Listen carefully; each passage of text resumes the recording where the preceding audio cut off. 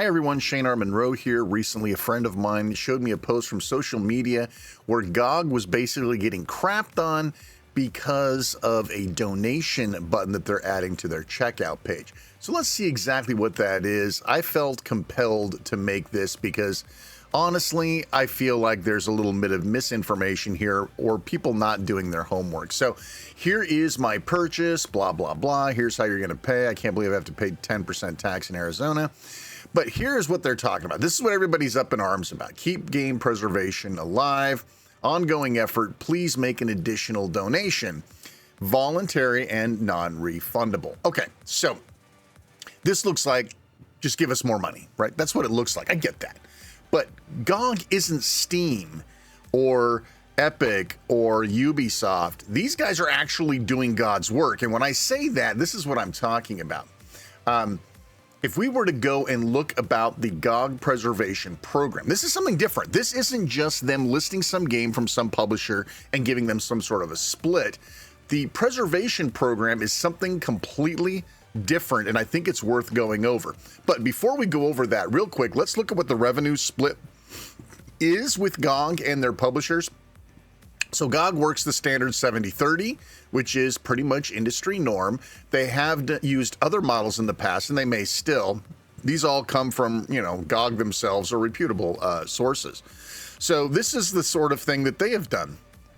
Games that need restoration, right? They'll do like a 50-50 split until they get some of that paid off, or they'll do 40-60 to advance to developers. So these guys are actually helping independent developers as well.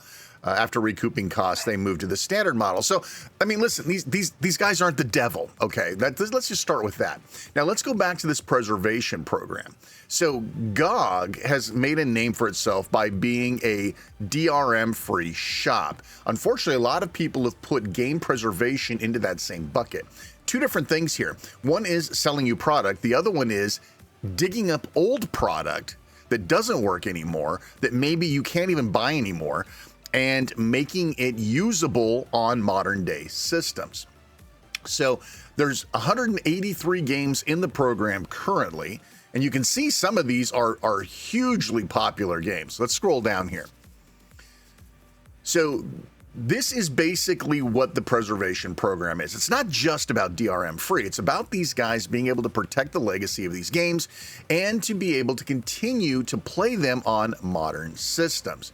So here's some of the newest games that were added, right? This was a big one. A lot of channels covered this. Leisure Suit Larry, right? These are all pieces of our history. And GOG, Steam doesn't care. Epic doesn't care. If it's not something that they can currently make a boatload of money on, they don't care. GOG does care.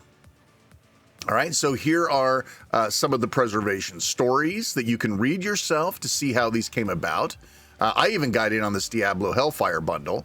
But these are the games that are part of this program. So if you see something on here that you're like, hey, man, thanks for digging that up, or thanks for helping us out with that.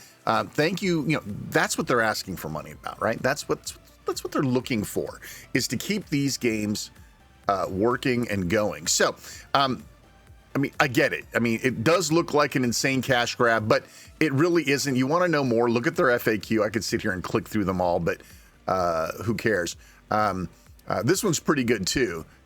This one is like, is it just for old games? No, there are several games that need maintenance and we can commit to maintaining ourselves, even if it's just released a few months ago. So you'll see games on there that aren't old, but their publishers have abandoned them. Their publishers aren't putting out new patches. Their publishers aren't supporting Windows 11 or whatever.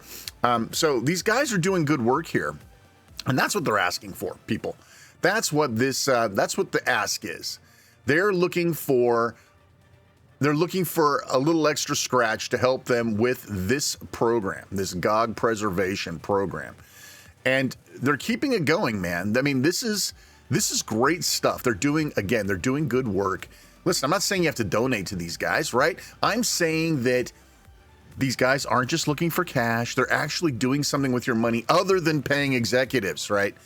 This isn't about, well, I'm sure there's money to be made here, but my point is that these guys are the only ones out there that are really doing this preservation. So let's cut them a break, right? You don't have to donate, but don't go slander them or slam them around social media or pass on the word that these guys are somehow in for some cheap cash grab. Because if GOG has proven themselves over the years, and I think it's really sad to see that they're getting slammed for looking for a little extra scratch to maintain these things.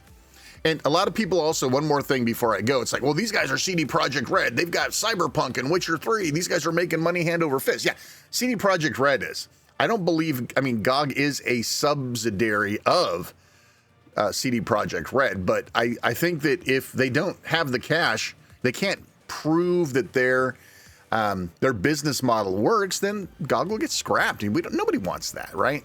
So it's not like they have crazy CD Projekt Red money. They're part of it, but yeah, they've got to be able to maintain their particular business model. Otherwise, they'll get scrapped just like any other business. So keep that in mind before you share that social media post, before you go and call GOG the devil because they're asking you for a couple of bucks on top of your purchase.